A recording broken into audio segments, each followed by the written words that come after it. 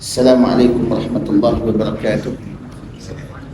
Innal hamdalillah nahmaduhu wa nasta'inuhu wa nastaghfiruh wa na'udzu billahi min shururi anfusina wa min sayyiati a'malina.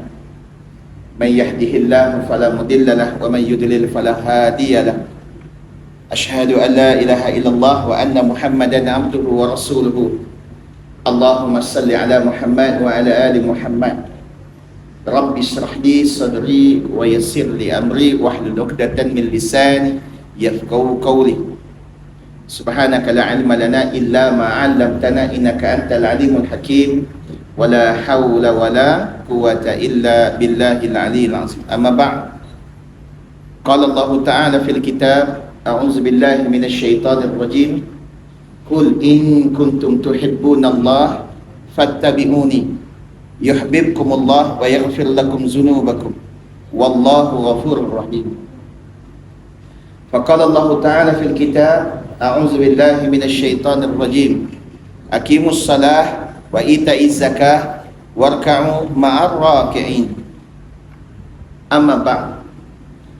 Pertama dan selamanya kita bersyukur kepada Allah dengan limpahan nikmat yang Allah kurniakan pada kita dapat kita bersama malam ini.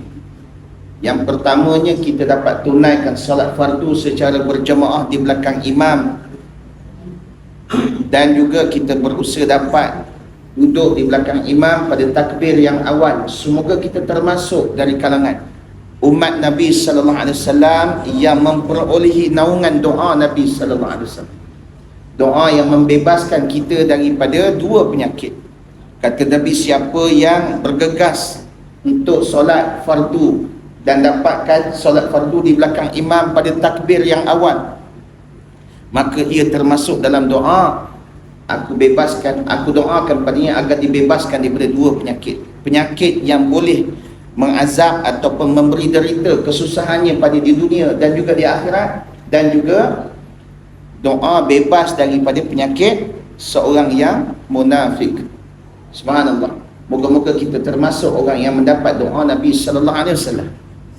Yang kedua, alhamdulillah, syukur pada Allah dapat kita silaturahim dalam surau yang begitu indah, tenang, ceria, terang, yang selama ni belas tahun dah saya ulang-alik singgahnya tidak. La ilaha illallah. Subhanallah. Moga Allah Subhanahu taala mempertautkan silaturahim kita ini. Semoga persaudaraan ini jadi sebuah persaudaraan yang berpanjangan, tidak datang dengan sebab dengan pengajian pada malam ini. Mungkin boleh sambung lagi insyaAllah. Baik, alhamdulillah, hari ini kita akan berkongsi suatu tajuk yang begitu tidak asing lagi pada saban tahun untuk kita ambil ibrah bersama. Terlebih dahulu saya ucap terima kasih kepada pengurusi madrasah Ashabul Muhtaram, pegawai syarah, jemaah-jemaah yang dikasihi Allah, ahli karyah, dan saya dipahamkan bersama kita ahli Dewan Undangan Negeri bersama dengan kita, YB ada bersama kita. Moga-moga majlis ini lebih ceria, lebih segar, bersama-sama untuk kita memanfaatkan segala ilmu, segala perkongsian untuk kita bina kembali kehidupan sebagai seorang umat Islam yang melengkap, saling melengkapi, insya-Allah. Moga-moga Allah makbulkan doa kita, insya-Allah. Baik. Jadi hari ini kita memilih malam ini untuk kita duduk bersama-sama dalam majlis ilmu. Yang mana majlis ini untuk kita bermuhasabah bersama atas apa yang telah kita jalani dalam kehidupan, dengan mengambil setiap ibrah tauladan daripada peristiwa Isra dan Mi'raj. Namun demikian, saya nak mulakan terlebih dahulu bacaan ataupun pengkisahan Isra dan Mi'raj ini kepada suatu bentuk perhatian yang khusus sebagai memulakan asas perbincangan kepada peristiwa Isra' dan Mi'raj tersebut. Sebab selalunya kita akan berbicara mengenai kisah Isra' dan Mi'raj, apa yang dilalui dan ditempuhi oleh Rasulullah, apa yang pernah diperolehi oleh Rasulullah untuk kita. Saban tahun itu yang akan disajikan kepada kita untuk kita ketahui apa itu Isra' dan Mi'raj. Dan saya yakin Isra' dan Mi'raj tu umat Islam sudah amat sedia maklum mengenai peristiwa di dalamnya, dan kita akan memberikan perhatian. Sebenarnya apa yang kita wajar ambil daripada peristiwa itu. Saya mulakan dengan firman Allah di dalam Al-Quran pada ayat yang ketiga, surah Al-Baqarah, ayat yang kita semua kebanyakannya hafal sebagai bagi kebiasaannya sebagai ayat zikir pagi dan petang. A'udzubillahi minasyaitanir rajim. Qala Allah Ta'ala, alladzina yu'minuna bil ghaib wa yuqimuna as-salah wa mimma razaqnahum yunfiqun. Ayat ini Allah nak gambarkan kepada kita tentang kewajipan untuk kita menerima perkara yang disebut sebagai perkara ghaib. Ghaib, perkara yang tidak diketahui dengan ilmu yang kita ada, perkara yang hanya dimiliki dalam ilmu Allah Azza wa Jalla. Sebagai orang yang mengaku beriman, bagi mengambil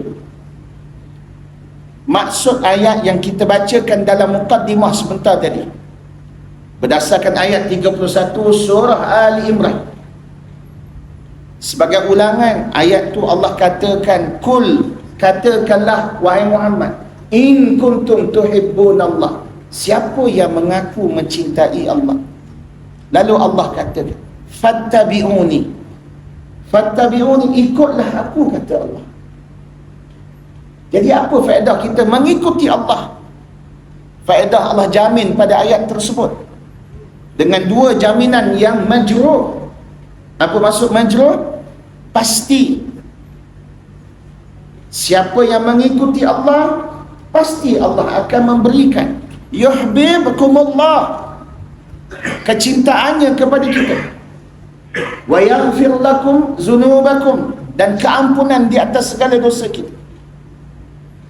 Dan Allah memberikan satu lagi jaminan, yang mana Allah meneruskan, melanjutkan pada ayat ini. Allah Ta'ala kata, wallahu ghafurur rahim, demi Allah, aku maha pengampun lagi maha mengasihani. Sekali embas kita lihat ayat ini ada hubung kait dengan ayat 3 yang kita bacakan daripada surah Al-Baqarah. Surah Al-Baqarah, Allah menyeru kepada segolongan manusia. Allah memperlihatkan kepada kita segolongan manusia, allazina yu'minu bil ghaib, mereka itu adalah orang yang beriman kepada perkara ghaib. Ayat yang kita baca pada 31 surah Al-Imran, ayat ini diserukan kepada orang yang beriman untuk tetap dan terus mengikuti apa yang telah Allah turunkan sebagai wahyu kepada Rasulullah SAW tanpa ragu-ragu, untuk menerimanya, untuk meyakininya, untuk beramal dengannya, lalu menikmati apa yang dijanjikan Allah dalam kadar masa yang Allah tentukan. Namun untuk kita mengimbas kembali proses untuk tiap-tiap generasi ini menerima iman, menerima keyakinan, menerima suatu berita, kita kena tahu sebab-sebab dan keadaan ayat yang ketiga dalam surah Al-Baqarah sebagai pengkisahan awal. Allazi merujuk kepada umat Nabi di peringkat awal terbahagi pada dua. Di peringkat awal terbahagi pada dua. Kelompok yang pertama dikenali sebagai Al-Ummiyin. Ummiyin, mereka ni tak ada kitab. Mereka ni tak ada kitab. Mereka ni menerima daripada Rasulullah sallallahu alaihi wasallam dalam keadaan di mana berpandukan kepada sejarah kehidupan Rasulullah SAW yang tak boleh dipertikaikan kewibawaan. 40 tahun seluruh penduduk Jazirah Arab mengiktiraf kedudukan Nabi sallallahu alaihi wasallam sebagai seorang al-amin. Hanya sahaja apabila Nabi menerima wahyu yang pertama pada usia 40 tahun dan melaksanakan perintah Rasul daripada Allah setelah Allah memurniakan wahyu yang kedua 30 hari selepas daripada wahyu yang pertama, baginda sallallahu alaihi wasallam menyeru manusia kepada tauhid. Baginda sallallahu alaihi wasallam menyeru manusia kepada mengimani. Apa maksud iman? Meyakini, mempercayai hari akhirat. Dan pada ketika ini Allah menyatakan bahawa zalikal kitabul la raiba fi hudan lil muttaqin. Itulah kitab, yakni Quran, sebagai petunjuk, panduan untuk orang yang bertakwa. Maka sekaligus kita akan nampak kelompok ummiyin adalah kelompok yang menerima agama ini dalam keadaan penuh dengan ketakwaan kepada Allah Subhanahu wa ta'ala. Baik, sebelum kita memperincikan takwa sebagai alasan untuk kita menghubung kaitkan kepada peristiwa Isra' dan Mi'raj, kita kena tahu dari sudut sejarah, umat Nabi SAW bukan sahaja golongan ummiyin, tapi umat Nabi itu termasuk golongan yang telah pun pernah menerima kitab-kitabnya dari ajaran samawi, yakni Nasarat dan Yahudi. Mereka ini menerima ajaran Nabi sallallahu alaihi wasallam dalam dua kondisi, dua keadaan. Mereka menerimanya dalam keadaan akur. Satu lagi, mereka mendengar tapi tidak beriman kepada Allah dan Rasul. Sehinggalah pada generasi kita hari ini, kita adalah umat Nabi sallallahu alaihi wasallam yang mewarisi agama ini dari kaum ummiyin, kaum yang terbaik, kaum yang mempunyai kemampuan, hati yang begitu terang, tegas dan sangat cepat membenarkan segala peristiwa yang berlaku pada Rasulullah SAW. Kita lihat ketika baginda sallallahu alaihi wasallam pulang daripada perjalanan Isra' dan Mi'raj, baginda sallallahu alaihi wasallam apabila sampai di Bukit Safa di Makkah, baginda menceritakan pengalamannya. Ramai-ramai manusia yang berkumpul berdepan dengan Nabi sallallahu alaihi wasallam pada ketika itu. Ada sekelompok orang anak muda, orang muda yang pada permulaannya mempunyai cita-cita ataupun hasrat untuk mengikuti Nabi sallallahu alaihi wasallam. Tapi mereka ni suka tunggu dan lihat perkembangan yang berlaku kepada Nabi sallallahu alaihi wasallam. Jika Nabi sallallahu alaihi wasallam berjaya menguasai keyakinan dan juga jiwa orang-orang Mekah, termasuk pimpinan Mekah, maka dia akan bersama dengan Nabi sallallahu alaihi wasallam. Dia was-was, dia tunggu, dia kata dia wait and see, kata orang Jawa. Tapi pada peristiwa ketika Nabi khabarkan dia baru pulang daripada Baitul Maqdis, geng ni, kumpulan ni, dia mula terbinga-binga. Betul ke cerita? Lalu dia kata, tengok tambah ramai-ramai tu Nabi dia bersendirian. Dia kata, mana Abu Bakar? Dia tanya. Lalu dia pergi cari Abu Bakar di rumahnya, yang pada ketika itu Abu Bakar juga turut mahu keluar daripada rumah. Ditanya kepada Abu Bakar ringkas daripada peristiwa pertemuan mereka dengan Abu Bakar. Mereka bertanya tentang apa yang telah digambar dan diceritakan oleh Rasulullah SAW. Lalu ditanya tentang pendirian Abu Bakar terhadap apa yang telah diceritakan pengalaman Rasulullah SAW dalam peristiwa Isra' dan Mi'raj. Apa jawapan Abu Bakar? Jawapan Abu Bakar, jika itulah kata-kata Muhammad, maka aku membenarkan ia. Jika itulah yang ditempuhi dan diterima oleh Rasulullah, maka itulah yang aku imani. Sekali lagi kita nampak sikap sahabat Nabi sallallahu alaihi wasallam yang mengimani dan membenarkan Rasulullah sallallahu alaihi wasallam dalam keadaan tidak ada kegoyahan, tidak ada was-was dan keraguan. Inilah pokok dasar perbincangan kita malam ni. Bila kita kata allazina yu'minu nabil ghaib, mereka itu orang beriman kepada perkara ghaib.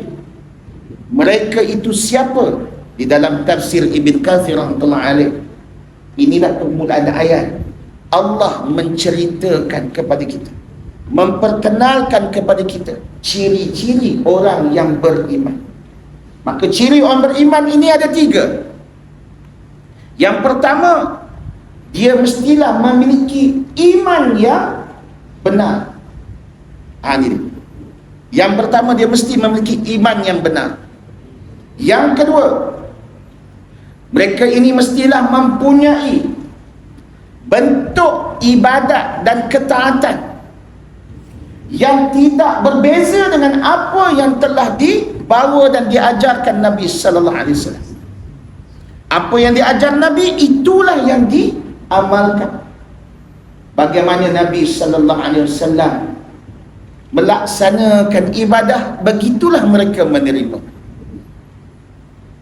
Dan yang ketiga, Nabi sallallahu alaihi wasallam memperlihatkan kesan langsung daripada perjalanan Isra dan Mi'raj tersebut telah berjaya menghubungkan manusia dengan manusia yang menggunakan akalnya dengan sihat, dengan baik, bagi mencari kebenaran dalam kehidupan, keluar daripada kegelapan, menerima sesuatu dengan apa yang telah terbukti di persekitaran hidup mereka.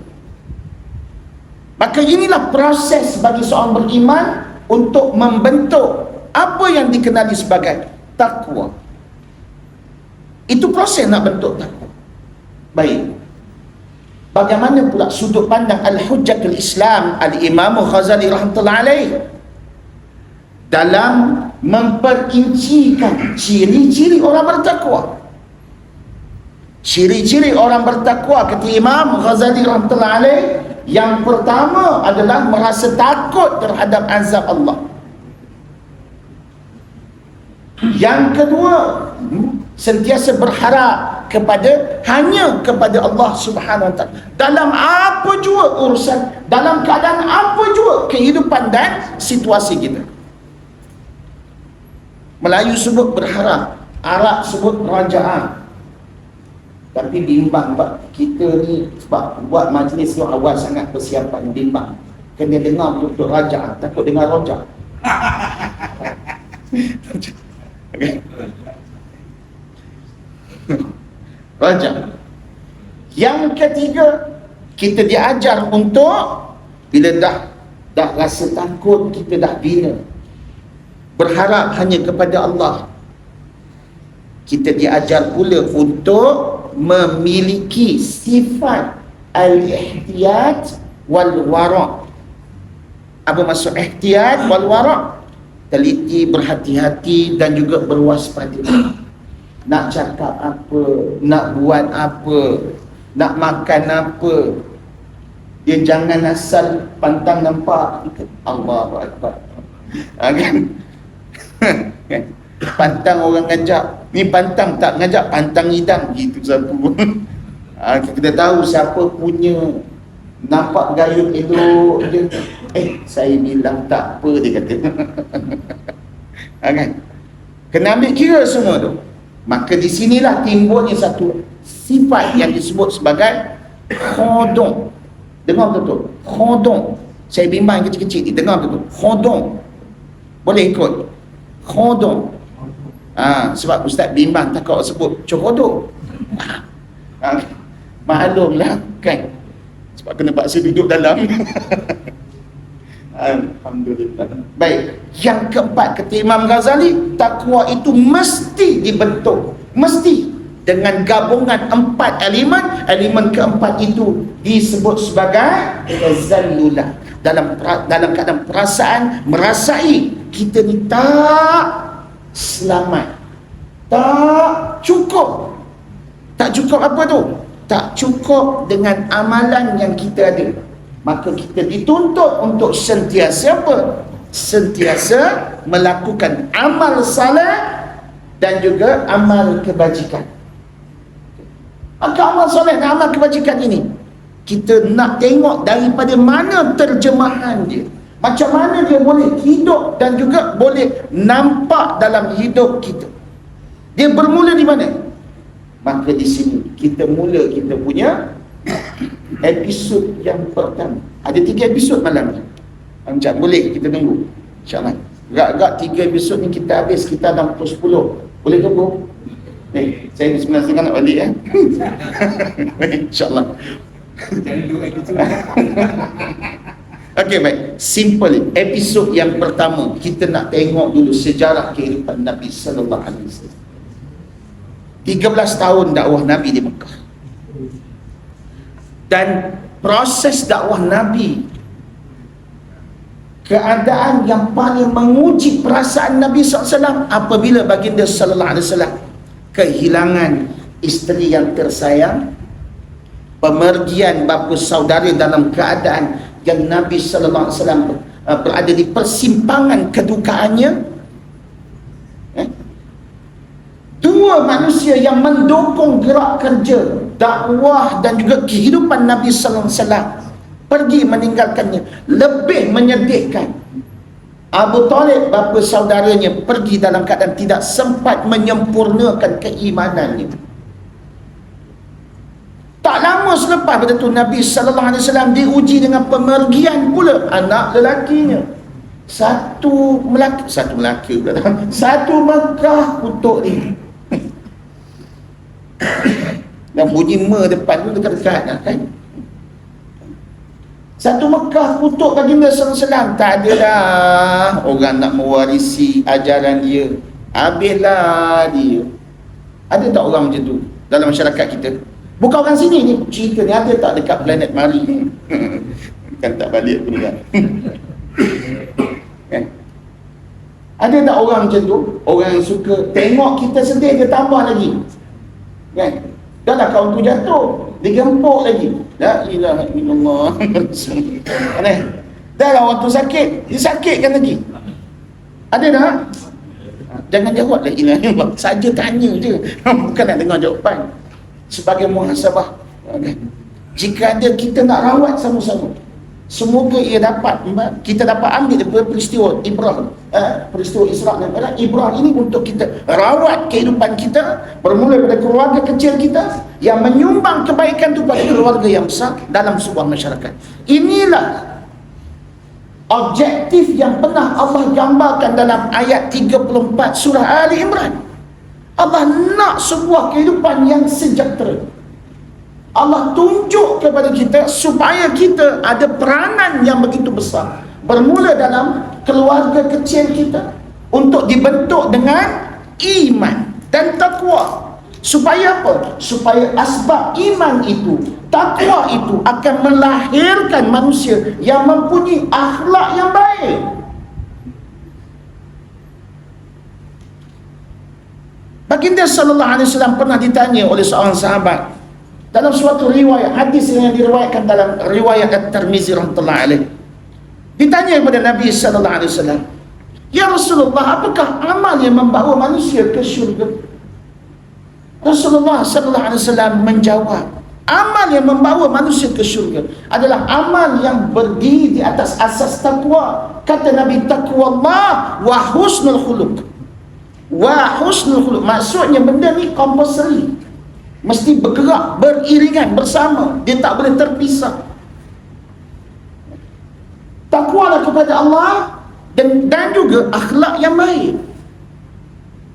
Ada orang takwa kepada Allah, sembahyang dia bagus, nampak rajin, tapi belum tentu kualitinya menepati syarat untuk jadi manusia yang Allah cintai.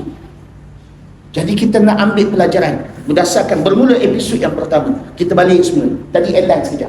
Episod pertama, bila Nabi SAW berdepan dengan situasi kesedihan demi kesedihan.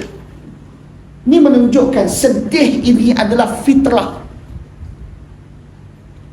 Siapa tak sedih isteri meninggal? Kan dia orang tak sedih kan? Dia bila isteri dia meninggal kan, depan orang moyok, belakang hidup mesti diteruskan, dia kata astagfirullahaladzim, teruk macam tu, kan? Fitrah. Pasangan dia meninggal dunia, dia sedih. Allah,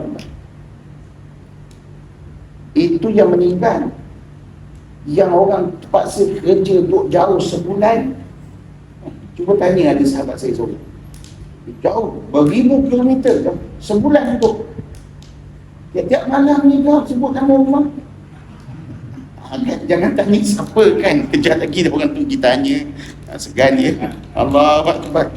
Itu baru berjauhan. Kalau meninggal dah tahu nanti melaban tebing sejak kata orang berak. Allah Rabbil la ilaha illallah. Baik, bila Nabi sedih, perkara pertama yang dihiburkan kepada Nabi sallallahu alaihi wasallam melalui daripada suatu kurniaan surah yang merupakan surah yang ringkas tetapi mendamaikan hati Nabi. Surah apa? Surah Al-Kahf. Surah Al-Kahf.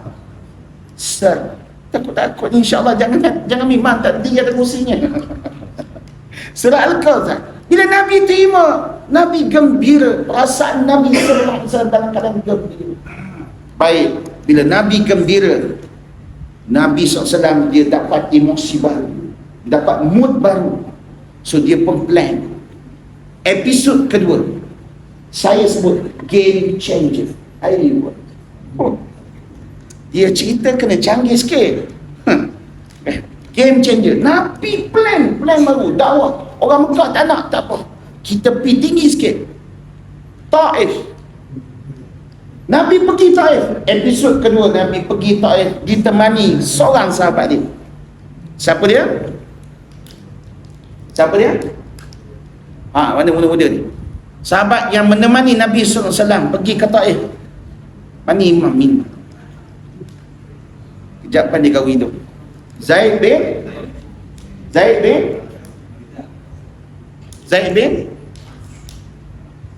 itu nama dia.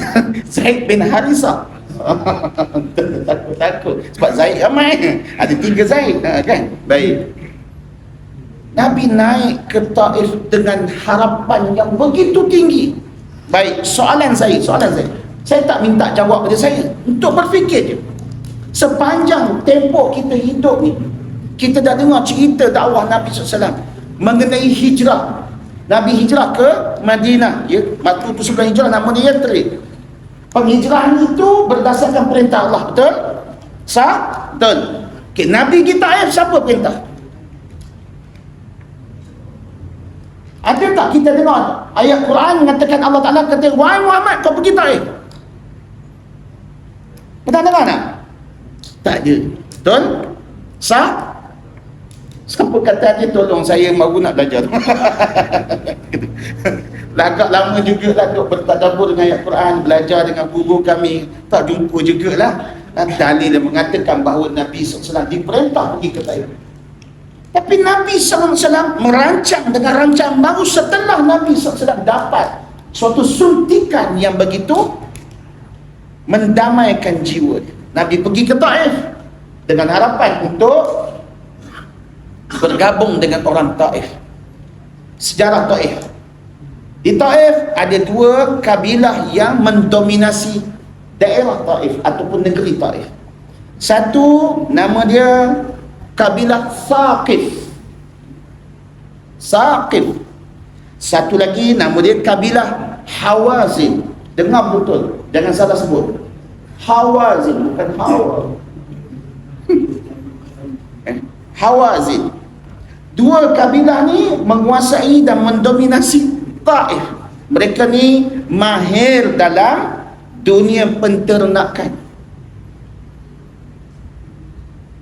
Ringkaskan cerita, Nabi naik ke atas bertemu dengan orang-orang yang pernah mempunyai hubungan yang baik bersama dengan Datuk Baginda SAW dulu dalam sejarah pensejarahan hubungan dua hala antara penduduk Taif dengan Abdul Muttalib ketika peristiwa pemberontakan daripada adik-beradik Abdul Muttalib ketika perebutan terhadap kuasa untuk menguasai Telaga Zamzam. Pada ketika itu ada sumbangan daripada orang Taif yang memberikan sokongan kepada Abdul Muttalib. Dan Nabi SAW pernah membantu, Abdul Muttalib pernah membantu mereka dalam beberapa hal. Boleh rujuk dalam sirah yang telah dirakam dan susun oleh Syekh Syafi Rahman Al-Mubarakfuri, Rahikul Maktul. Harapan Nabi jumpa mereka ni pasal dia orang ni pernah ada jasa, pernah ada hubungan. Kod lah, bolehlah bekerja sama, dengar, terima. Rupanya Nabi kena kitai. Sampai-sampai tak dicandah. Nabi dicerca, dicela selama 15 hari berada di Taif. Baginda SAW terpaksa keluar bersama dengan Zaid Al-Harithah dalam keadaan sangat memilukan. Nabi jumpa Ad-Das, seorang lelaki berketurunan daripada negeri Ninawa, berketurunan Yunus ibn Matta, beriman kepada Allah Subhanahu wa taala dan rasulnya. Lalu Nabi SAW bergerak menuju ke Mekah. Sampai di Qarnul Manazil, Jibril AS datang offer kepada Nabi, ya Rasulullah, Allah telah izinkan aku untuk hempaskan penduduk Taif daripada Gunung Thayyi. Baik, jujur saya tanya, di Jibril datang ni offer dari Nabi, orang dah buat Nabi SAW. Baik, cuba tukar perspektif tu kita. Orang buat kita macam-macam. Orang buat kita macam-macam. Tak mungkin Jibril datang lah. Kita anggaplah polis datang. Macam aku bagi lesen, kau ketuk orang tu. Ataupun kau bagi astagfirullahaladzim. Contoh kan. Ataupun saya tolong ketuk dan bagi pihak awak. Macam mana? Apa keadaan kita? Kalau situasi itu macam kita, macam Nabi SAW. Baik, jangan jawab. Saya faham. Emosi sedang bergejolak. Kan? Macam-macam sebab masing-masing hidup kita ada sejarah yang pernah dideritai oleh manusia tanpa bertanggungjawab. Tak apa. Tapi kita tengok apa akhlak Nabi SAW. Akhlak, tadi kita cakap apa akhlak tadi? Nabi SAW kata, Jibril tak apa, don't worry, it's more matter. Nabi tak cakap tak gitu. Nanti pakat kita tengok hadis ni, ustaz bohong, tak ada pun Nabi cakap macam tu. Tak apa. Nabi kata, biarkan aku doakan mereka, semoga mereka ni jadi orang yang, keturunan mereka jadi orang yang beriman pada Allah. Okay, stop kat situ. Tapi yang menarik perhatian, apabila Nabi SAW minta ampun kepada Allah, Nabi minta ampun kepada Allah, semoga Allah tidak memurkai aku. Soalan saya yang kedua, dosa apa yang Nabi buat? Pergi Taif tak disuruh. Dosa apa Nabi buat? Adakah Nabi berbalas baling batu kan? Orang baling, Nabi pun baling balik. Orang kejar, Nabi kejar dia balik. Kejar separuh, Nabi pun yuta kejar balik. Adakah begitu? Tak ada nasihat kita dengar begitu. Nabi terima seadanya. Orang kata pun katalah, orang baling pun balinglah, orang cerca-cercalah, orang buang pun buanglah, orang hina, orang fitnah, terima je. Absorb.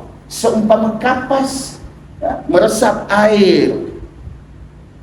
Tapi kapas tu bila kering boleh berfungsi balik. Okey. Kapas pun kita tepat, span. Span dia kurang dia kembang balik. Kita kembang betul. Okey, Masya Allah. Nabi ketika itu bila dapat peluang seumpama Nabi kata tak apa. Nabi tunjuk akhlak. So kita nampak penduduk Taif sampai hari ini ada, hidup dalam keadaan tenang, aman, damai, beriman kepada Allah dan Rasul, dan tak ada orang yang tak teringin, yang tak teringin kalau sampai sana nak pergi ke Taif, padahal tak ada apa pun. Tapi bila sampai orang nak pergi, sampai kita ni kadang penendirian dia kata naik jelak tak nak buat, nak bawa orang ke sana, penat satu hal naik atas tu kan, sampai dia kata kita bagi orang muda ni kan, dia pergi kat atas tu cakap kata berkenaan dengan sirah yang ada. Baik, pendekkan kisah, jalanan turun, jumpa jin dengar, bukan Nabi jumpa, jin dengar apa yang Nabi sedang baca. Bila jin dengar, nilai macam-macam tu pernah dengar dulu. Okey, dulu di zaman Ibrahim AS, di zaman Musa AS, lebih kurang sama. Dia pun panggil dia punya kabilah, dia datang, pendekkan cerita, semua masuk Islam, beriman kepada Allah. Soalan saya, peribahasa Melayu bila kata jahat macam jin, sekarang ni jin ni bila dia dengar yang Nabi SAW membacakan ayatul Quran, lembut hati jin. Kalau tengok dimensi cerita pada waktu tu, yang tak terima seruan Nabi ni manusia. Jadi siapa yang jin sebenarnya? Jangan jawab. Jangan jawab. Sebagai perbandingan. Okay. Allahu Akbar. Baik, ringkaskan lagi kisah. Bila Nabi SAW kembali semula ke Mekah, melaksanakan rutin dakwah dia, sehinggalah satu ketika baginda sallallahu alaihi wasallam menerima tekanan dalam 4 bentuk tekanan. Nabi sallallahu alaihi wasallam dicerca oleh penduduk Mekah melalui pelbagai bentuk sindiran. Kata gila, kata ahli sihir, kata al-kazzab, pembohong. Kata apa lagi? Kata orang yang mereka-reka cerita. 4.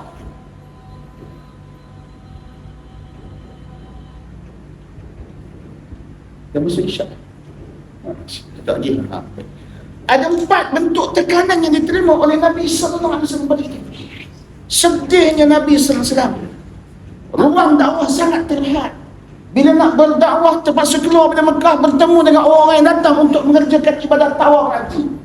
Pada waktu tu, di Arafah, terbatas.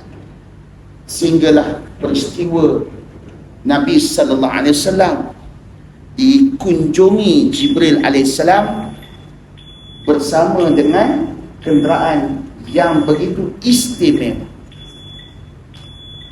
Nabi dibawa dalam suatu perjalanan. 3 fakta yang sangat tepat untuk tidak boleh kita menafikan. Sepanjang perjalanan Nabi sallallahu alaihi wasallam diperlihatkan kepada kita, kisah itu sampai pada kita, bagaimana pengorbanan tukang sisir anak Fir'aun Masyitah menerima balasan daripada Allah yang begitu istimewa akibat penderitaan yang ditempuhi oleh beliau ketika beliau menyatakan keimanan kepada Allah dan Rasul. Kalau kita nak imbau balik kisah Masyitah ni, saya confirm kita balik pukul 11. Tapi kita faham sendiri bagaimana azabnya Masyitah. Diazab oleh Fir'aun hanya kerana dia mempertahankan keimanan. Pada waktu tu tak sama dengan apa yang ditempuhi oleh Nabi SAW. Apa hikmahnya? Hikmahnya Allah nak tunjukkan kepada kita bahawasanya apa yang ditempuhi oleh Rasulullah SAW merupakan proses yang disebut sebagai al-hikmah untuk mencapai tujuan ketaatan kepada Allah Azza wa Jalla. Pengabdian kepada Allah Subhanahu wa taala tidak semudah untuk memperoleh syurga dengan proses. Tidak semudah kita petik jari. Tak semudah kita kata kita dah solat, kita boleh claim kita ahli Firdaus. Tak. Proses itu juga Nabi diperlihatkan kepadanya untuk tatapan kita hari ini bahawa sini, agar kita dapat mempersiapkan diri. Dengan apa? Sekejap lagi dalam episod ketiga, iaitu Nabi diperlihatkan kepadanya Dajjal sebagai simbol untuk kita buat persediaan menghadapi kehidupan yang penuh dengan pancaroba. Baik, yang ketiga, Nabi sallallahu alaihi wasallam sebelum dimi'rajkan, baginda sallallahu dibersihkan dadu. Nabi bertemu Allah Azza wa Jalla di Sidratul Muntaha, di Baitul Ma'mur, untuk menerima daripada Allah Azza wa Jalla dua perkara. Satu yang tidak ada perselisihan para ulama, yakni salat. Nabi terima, Allah Ta'ala bagi 50, terima, sami'na wa ata'na. Tapi atas dasar nasihat, setelah Nabi SAW dinasihati berulang alik sehinggalah dapat diskaun 5 daripada 50. Bila dimintai, so kurang lagi, Nabi kata aku malu. So malu, kita dapat tak point dia? Malu. Malu ni point dia. Malu ni point dia. Baik. Selepas pada tu Nabi sallallahu alaihi wasallam kembali ke Mekah dalam keadaan membawa 2 hadiah daripada peristiwa Mi'raj. Hadiah pertama, ketaatan, yakni solat. Hadiah kedua berupa komunikasi untuk kita takarrub kepada Allah Azza wa Jalla, iaitu surah Al-Fatihah. 2 perkara ini adalah tidak lain tidak bukan untuk menghubungkan manusia dengan Tuhan dengan cara yang Allah mahu. Balik semula ayat 31 surah Al-Imran. Baik, sebelum kita masuk episod ketiga, saya nak mengambil ibrah, beberapa ibrah. Episod pertama kita nampak kesedihan Nabi SAW, betul? Dan apabila Nabi mula dapat emosi, mood baru, Nabi berkata sedih sekali lagi. Nabi digembirakan ada pengikut di alam ghaib menerima seruan dakwah Nabi. Nabi gembira sikit. Tapi Nabi berdepan dengan kemelut yang tidak berkesudahan. Kesedihan Nabi melingkari kehidupan Nabi sepanjang tempoh dakwah, di antara sebelum kedatangan Jibril bersama dengan Buraq. Baik, 2 episod menunjukkan Nabi sallallahu alaihi wasallam berdepan dengan kesedihan. Tapi Nabi tak murung. Nabi sentiasa positif dengan gerak kerja yang berterus. Cuma pelajaran yang paling berharga, bila kita sedih disebabkan kita tidak diterima manusia atas kebaikan kita, don't worry. I speaking lah, don't worry. Sebab Allah sentiasa bersedia mendengar kita. Allah sentiasa bersedia untuk menerima kita. Cuma Allah nak kita bersegera. Allah Ta'ala kata apa? Wasari'u ila maghfiratin min rabbikum wa jannatun arduha as-samawati wal ard u'iddat lil muttaqin. Apa syarat bertakwa tadi? Pertama, beriman, percaya kepada Allah dalam keadaan tidak ada keraguan sedikit. Itu asas pembentukan iman, seperti mana yang dijelaskan dalam kitab Aqidah Ahlussunnah wal Jamaah. Babul awal menjelaskan apa itu iman. Iman itu mesti berdiri dengan 3. Iman pada hati, iman pada lisan, iman pada tindakan. So, kita dah nampak 2, hati dan lisan. Tindakan episod ketiga bila Nabi bawa balik solat dan suratul Fatihah. Baik, Nabi SAW sentiasa menyerahkan diri kepada Allah. Perasan tak?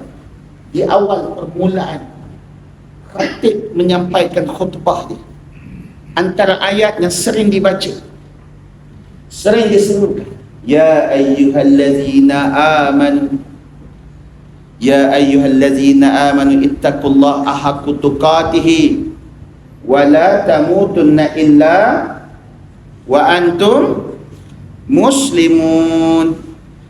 Bahagian kedua ayat ni, wala tamutunna illa, dan janganlah mati melainkan kita jadi seorang yang muslim. Apa maksud muslim tu? Muslim ni serah diri. Serah diri pada siapa? Serah diri kepada Allah. Bagaimana? Ketaatan kita, kehidupan kita. Taat satu, kehidupan dua. Dua-dua proses ini mestilah berdiri di atas dasar ketaatan. Maka jadilah seorang yang ta'abbud, sentiasa mengibadahi Allah. Maka urusan pekerjaan kita pun jadi ibadah. Sebab itu penting bagi orang yang beriman menerima isi kandungan Al-Quran ini melalui proses pembelajaran. Maka sekaligus bila kita faham melalui proses pembelajaran, siapa yang tak berapa nak pandai baca Quran, tak apa, jangan stres. Yang penting kita sentiasa bersedia untuk dengar bagaimana Al-Quran ini memfungsi dan mengstrukturkan kehidupan manusia. Sebab tu penting majlis ilmu. Sangat penting majlis ilmu, dan majlis ilmu yang paling utama adalah pengajian Al-Quran. Sebab generasi yang terbaik dididik dengan Al-Quran, dididik dengan wahyu. Mereka menerima langsung daripada Nabi, mendengar, mereka menerimanya dengan menghafal. Bukan sekadar hafal, mereka memahaminya, karakter ayat-ayat Quran, untuk mereka beramal dengan kehendak Allah Azza wa Jalla. Sama seperti apa yang ditunjukkan oleh Rasulullah sallallahu alaihi wasallam. Sebab itu hidup mereka berkualiti di dunia dan di akhirat. Sebab itu kaum mereka zaman itu sebahagian besarnya dijamin Allah sebagai ahli syurga. Subhanallah. Sebahagian ditawarkan Allah untuk masuk syurga dalam keadaan tanpa hisab. Subhanallah. Jadi hari ni kita, kalau kita rasa kita ni susah nak menyebut ayat-ayat Quran, jangan bimbang. Tapi jangan sampai tak nak belajar terus. Usahakanlah. Kata Ustaz, saya bukannya tak nak belajar Ustaz, cuma saya sebab apa? Sebab dah cross daripada tempoh hayat umur yang sewajarnya untuk bermula. Jadi nak tahu mula tu kat mana? Dia kata belakang lagi. Belakang lagi mungkinlah bermula dengan ayat pertama surah Al-Baqarah. Tak, belakang lagi. Ingat ke surah Al-Anzil? Belakang lagi. Ni nak mula surah Al-Fatihah agaknya. Tak, belakang lagi. Alif betul. Lebih kurang macam itulah. Tak apalah. Tak ada istilah terlambat, asalkan kita nak belajar. Sebab tu majlis ilmu kita mesti hidupkan. Dan keutamaan majlis ilmu adalah pengajian Al-Quran. Datangkan para asatizah yang boleh menyampaikan kefahaman Al-Quran dengan cara yang benar, supaya kita dapat mengambil ibrah perintah Allah di dalamnya. Sebab tu Quran ni secara asasnya ada dua bahagian utama. Bahagian yang pertama dikenali sebagai bahagian al-ayatul umur munazimah. Bahagian kedua dikenali sebagai al-ayatul umur muslihah. Munazimah adalah satu bentuk ayat-ayat yang memberi panduan kepada manusia untuk menstrukturkan kehidupan manusia, mendisiplinkan kehidupan manusia, memimpin dan menuntun manusia di atas 11 arkanul di dalam Islam dan iman. 11 total, dua tu. Satu rukun Islam, satu rukun iman. Rukun Islam ada berapa? Assalamualaikum. Rukun Islam ada berapa? Rukun iman ada berapa? Kalau 12 rukun apa?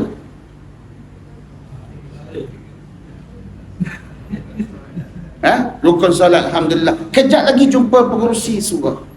Ada hadiah disediakan. Kita makan sama-sama, insya-Allah. Allahu Akbar. Ada satu lagi 5. Rukun Islam ada 5, satu lagi ada 5 juga. Rukun apa tu? Kalau yang orang lama jawab, maknanya tu dia nak lagi. Allah Akbar. Jangan jawab. Allah Akbar. Baik, tak apa. Jangan stres. Abang selalu jawab. Rumah dia rekam. Itu pun tak ada jawab. Baik. Jadi apa yang kita nak sampaikan di sini?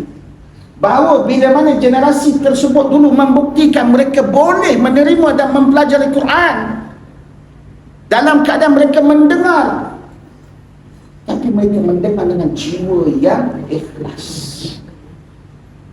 Sebab tu bila ditanya dan menjawab soalan abang, bagaimanakah ibadah ini boleh diwariskan kepada kita? Sebab mereka menghadap Rasulullah, mereka melihat bagaimana Rasulullah berdirinya, mengangkat takbirnya, qiyamnya, rukuknya. Sebab tu solat ini merupakan satu perkara yang paling penting. Kenapa? Kerana Allah memberikan satu batas, tanda aras kehidupan manusia bermula dengan innas salati tatanha anil fahsya'i wal munkar. Apa maksud dia? Sesungguhnya solat itu sebagai penghalang kepada perbuatan mungkar. Baik, soalan saya, kenapa ada orang yang solat masih lagi berbuat mungkar? Kenapa ada orang yang solat masih berbuat permusuhan? Kenapa ada orang solat masih lagi berbuat kemaksiatan? Kenapa ada orang yang solat masih lagi berani untuk berbicara dalam keadaan mereka tidak takut akan azab yang sedang menanti apabila seorang itu berpindah alam? Ayat pindah alam. Sekarang zaman sekarang netizen dia suka guna perkataan canggih. Saya pun guna perkataan tu, berpindah alam. Sikit lagi, Masya Allah. Bayangkan, sedangkan solat, siapa solat kalau ikutkan ayat tu seolah macam jaminan. Siapa solat memang terpelihara daripada mungkar. Ya memang tengah solat tak ada orang buat mungkar, tapi lepas solat. Sebab tu kata Imam Ibn Rajab Al-Hambali rahmatullah alaih, kualiti kehidupan seseorang itu dilihat dan diukur daripada solatnya. Solatnya baik, maka baiklah kehidupannya. Jika hidupnya tidak ada perubahan dari sudut akhlak, tutur katanya, peribadinya, kehidupannya, maka itu tanda solatnya masih bermasalah. Bukan soal rezeki. Soal rezeki lain. Soal rezeki kalau kita ambil ayat daripada surah Al-Jumu'ah 10, Allah Ta'ala kata apa? فَإِذَا قُضِيَتِ الصَّلَاةُ فَانْتَشِرُوا فِي الْأَرْضِ وَابْتَغُوا مِنْ فَضْلِ اللَّهِ. Yang paling penting, وَذْكُرُوا اللَّهَ كَثِيرًا لَعَلَّكُمْ tuflihun, agar kalian semua, kita semua berjaya. Sebab apa? Sebab kita ingat Allah banyak-banyak. Kita terjemah di belakang. Pelik-pelik aku ni. Fa iza qudiyatis salatu fantashiru, dan bertebaranlah lepas pada sembahyang, pergilah atas muka bumi. Ceruk mana pun tak ada masalah. Ceruk mana pun. Wa bataru, dan carilah, ambillah, dapatkanlah, himpunlah, tak ada masalah. Kan?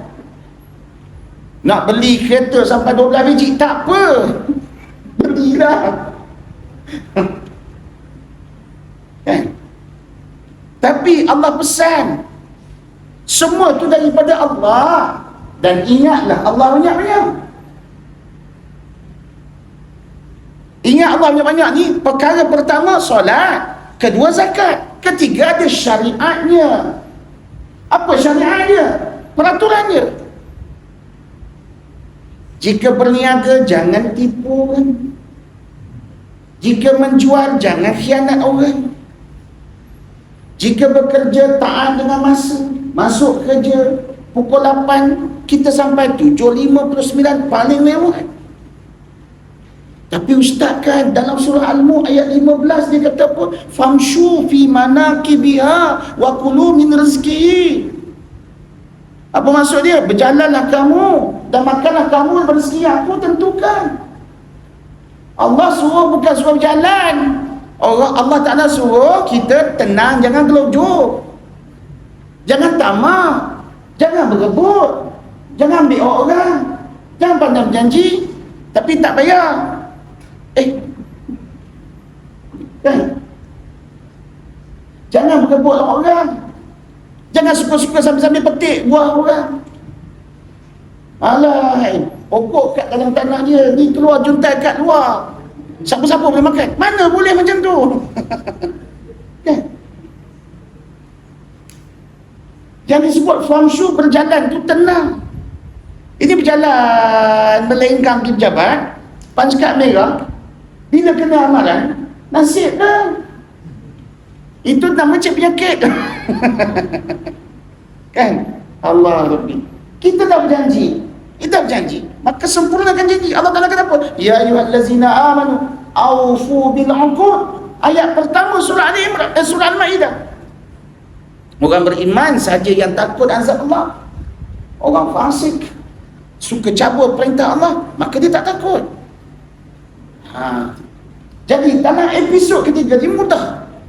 Bila mana Allah Ta'ala kurniakan solat, maka kita balik kepada mukadimah kita tadi. Allah sebut pada ayat 43 surah Al-Baqarah, Allah Ta'ala kata aqimus solat wa ita'iz zakah warka'u ma'ar raqiin. Ayat ni yang cantiknya kat mana? Warka'u ma'ar raqiin, rukuklah bersama rukuk. So ada dua definisi, saya ringkaskan. Rukuk, tunduk bersama. Tak boleh sembahyang tak sama macam mana Nabi aja. Kan?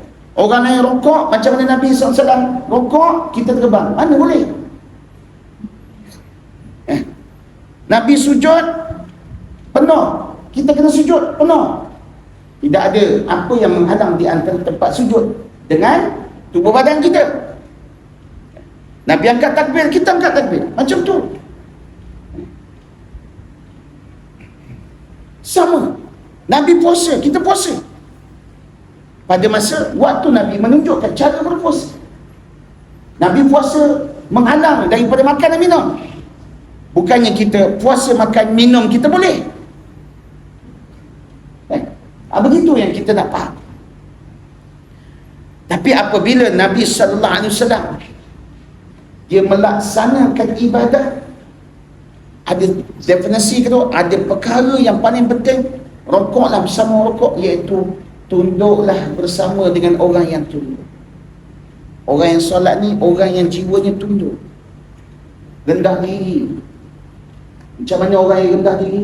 Hatinya tunduk, hatinya jadi orang yang saleh. Apa maksud saleh? Soleh bukan nak cik saleh, tak. Soleh soleh, orang yang baik. Orang baik macam mana baik? Baik berdasarkan kepada petunjuk Allah dan Rasulnya. Baik macam mana? Baik tutur katanya.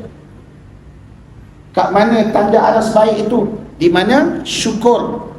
Syukur itu mesti dengan 3. Syukur yang pertama pada hati, mengetahui dan mengakui semuanya daripada Allah. Baik buruk semuanya daripada Allah. Sebab tu kita tengok peristiwa dalam episod pertama perbincangan kita tadi, macam mana sukar keadaan sekalipun, jangan bimbang, manusia tidak akan dapat membantu kita, hanya Allah, dan Allah sentiasa bersedia mendengar kita. Sebab tu Allah Ta'ala kata wasari'u ila maghfiratin min rabbikum, dan bersegeralah kamu kepada pengampunan Tuhan seluruh langit dan bumi. Itulah ciri-ciri orang bertakwa. Lalu ditunjukkan kepada kita syukur yang kedua, iaitu melalui lisan, ucapan. Dan syukur yang ketiga melalui perbuatan. Dan bentuk syukur sifat dia Allah tunjukkan 2 daripada surah Ali Imran ayat 134. Allah Ta'ala kata apa? Allazina yunfikuna fis sarra'i wad dharra. Mereka itu adalah golongan yang membelanjakan. Bila sebut infak ni suatu benda yang dia sayang. Sayang kederat dia, sayang pemikiran dia, sayang harta dia, dalam keadaan senang maupun susah. Untuk apa? Untuk kebaikan dirinya, keluarganya, dan juga orang ahli kaum kerabatnya, anak yatim, orang miskin, orang yang putus bekalan dalam perjalanan safarnya, dan orang-orang yang layak untuk dibantu.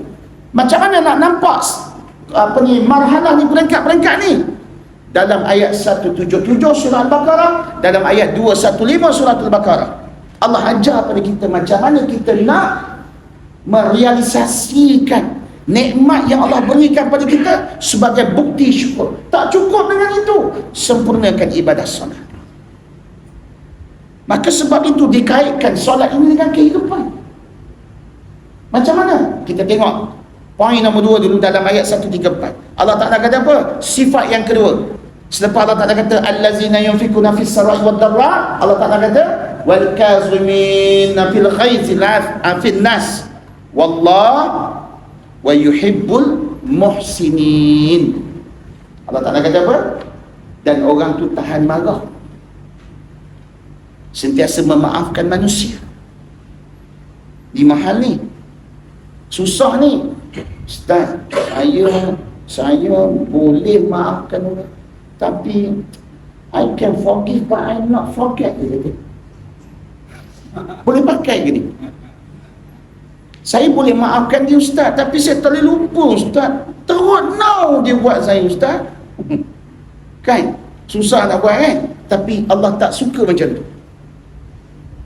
Allah nak kita ni lepaskan diri. Kenapa? Kerana Allah sendiri, Allah itu Maha Pengampun. Wallahu Ghafurur Rahim.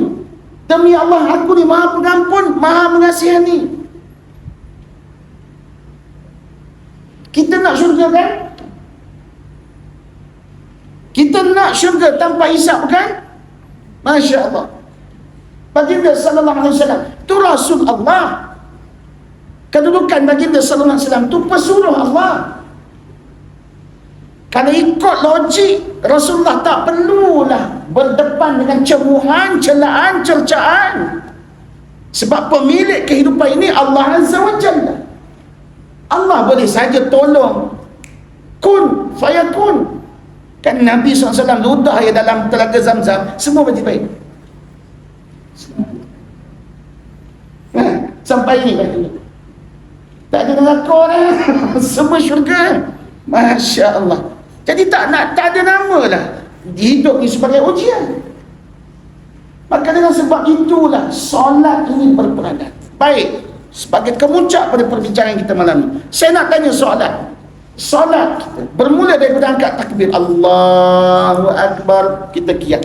Perkataan apa yang kita sebut? Jenis perkataan apa yang kita sebut? Perkataan yang baik-baik ke perkataan yang buruk-buruk?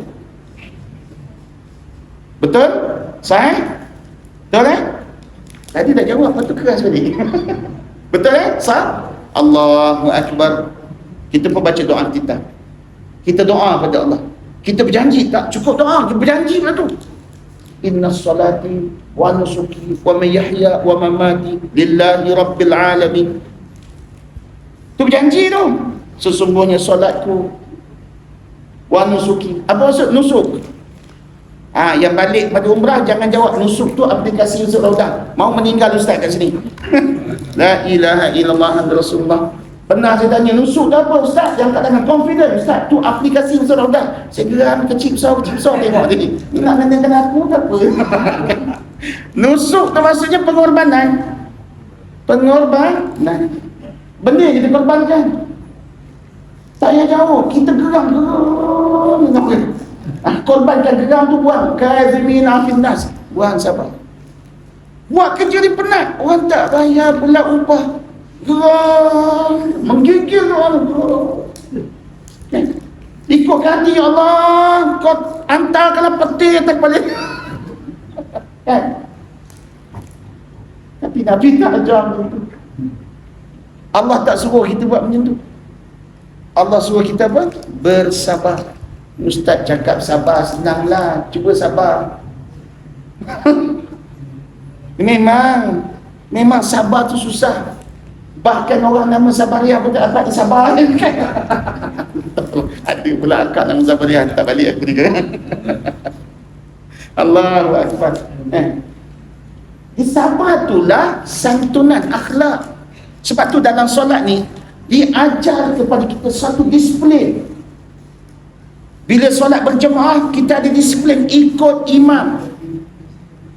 Sehingga kan makro hukumnya kalau kita duduk belakang, imam baca surah lazim, kita ikut kat belakang. Kena pula surah tu favorite, kita pun ikut juga, kita pun hafal. Dah sama kuat pula suara makmum dengan imam. Makmum lain pelik, ni masih satu imam ni. Sebab tu hukumnya makro. Disuruh ikut imam, ikut imam. Tapi kalau imam tu melompat, payahlah lompat. Tukarkan je kan. Tiba pula dia melompat, Allah lompat. Apa kena ni? Rupa dia melatah, cicak jatuh tahu. La ilaha illallah Muhammadur Rasulullah kan. Tak payahlah kita pun turut melatah. Oh pocot, imam cakap kita pun oh pocot lah. Tak payahlah. Benda tu tak ada dalam syariat. Agak begitu nak beritahu. Ada disiplin dia. Maka itulah akhlak. Kita ikut apa yang Nabi SAW buat sampai sudah. Assalamualaikum warahmatullahi. Assalamualaikum warahmatullahi.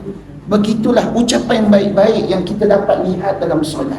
Perbuatan yang baik-baik dalam solat. Dan perbuatan yang paling mudah kita nak didik bentuk akhlak kita, kita lihat. Kita disuruh tengok dekat mana dalam solat.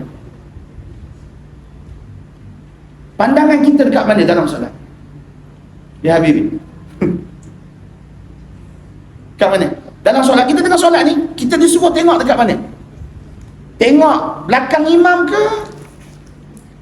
Ni kalau yang duduk belakang imam ni, dia salah ni pandang.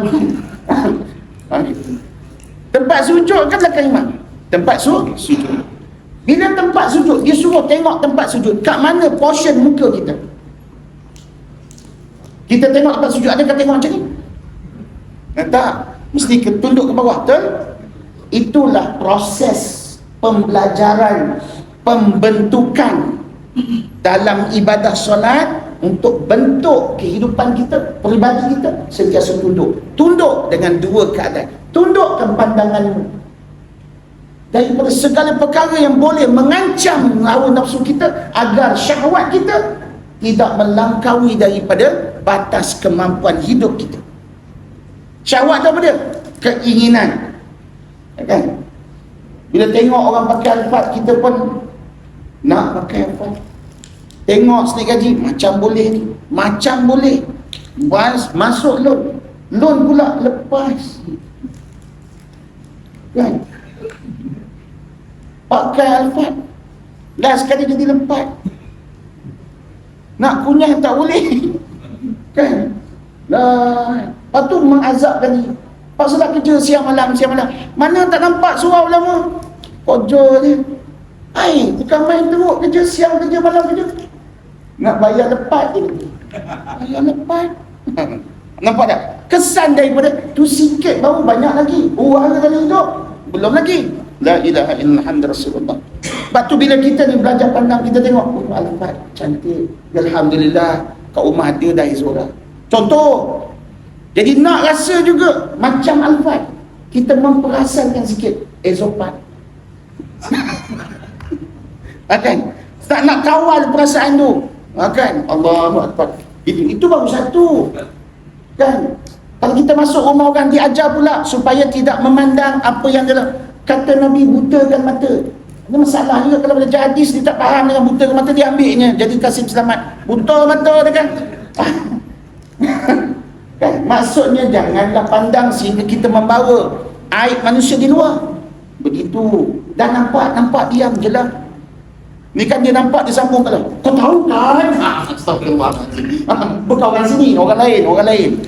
Planet Mari ni. La ilaha illallah. Itu antara cebisan yang ada dalam kehidupan kita yang kita boleh ambil pelajaran dan peringatan bahawa ibadah solat ini bukan satu solat sekadar melengkapkan waktu 5 waktu, tetapi mempunyai proses pembentukan dan pembelajaran. Jangan sekali-kali kita mensia-siakan perjalanan istimewa baginda sallallahu alaihi wasallam ketika di Mi'raj kembali semula ke dunia untuk kita, supaya kita dapat bertemu dengan Allah dalam keadaan baik-baik, insya-Allah. Jadi sebagai mengakhiri pengkesahan kita pada hari ini, maka hendaklah kita sama-sama beramal seperti mana yang Allah mahukan. Moga-moga kita mendapat keselamatan di dunia dan di akhirat. Seumpama maksud ayat daripada ayat 10 surah Al-Jumu'ah, Allah Ta'ala kata wazkurullaha katsiran la'allakum tuflihun, agar kalian semua, kita semua berjaya, yakni berjaya di dunia dan di akhirat, insya-Allah. Jadi cukup sekadar itu untuk malam ini. Kita ada episod sambungan, moga-moga dari Allah Subhanahu Wa Taala pertemukan lagi persaudaraan kita, dihidupkan lagi dengan siri pengajian-pengajian yang akan datang, insya-Allah. Aku liqauli hadza astaghfirullah li wa lakum. Assalamualaikum warahmatullahi wabarakatuh. Subhanakallahumma wa bihamdika asyhadu an la ilaha illa anta astaghfiruka wa atubu ilaik. Rabbi zidna ilman fahman amin ya rabbal alamin. Saya serah kepada pengurusi majlis, insya-Allah.